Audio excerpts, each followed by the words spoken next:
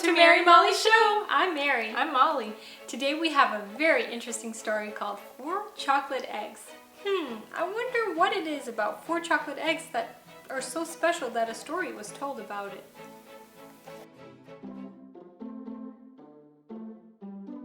What excitement there was in the classroom that morning. What eagerness and attention. You see, the teacher had just announced that she was going to give a small gift to the boy or girl who answered the most questions correctly in the tests they were going to have that day. What it was, she wouldn't say, except that it was very nice, very pretty, and very tasty. Of course, that last word set everybody's mouth watering. Something tasty, said Ted Jones. I could use that right now. And so could I, said Eric Foster, whose mother had been so busy that morning looking after his 2 little brothers and his baby sister that she had forgotten to make his lunch. But I would rather have something pretty, said Peggy Phillips, just like a girl. I wonder where she put it, said Peter Rich. Perhaps we could take a peep at it when she is not looking. The teacher heard that. Oh no, you can't. It is put away safely in my desk, and no one will see it until the tests are all over. Peter blushed and wished he hadn't spoken. Then the tests began, and how everyone did work. When the teacher asked the questions aloud, hands flashed all up over the room, waving alike like trees in a high wind. When the answers had to be written, there was an unusual silence. It was lots of fun. Everyone had high hopes of winning the prize.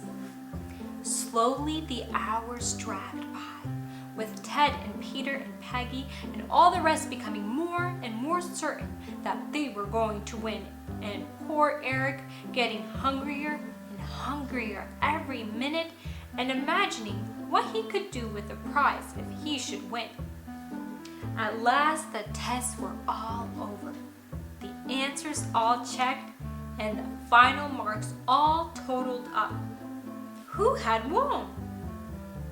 Now, said the teacher, I'm almost ready to tell you who has won the prize. The silence was so deep that you could have heard a pin drop. It's going to be me, whispered Peter to Peggy. The teacher heard again. What good ears some teachers have. I'm afraid you are wrong, Peter.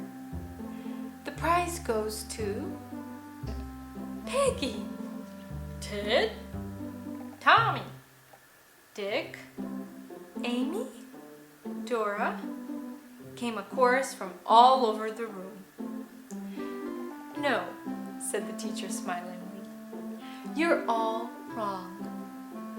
Eric is the winner, beating Peggy by just 1 mark. Peggy groaned.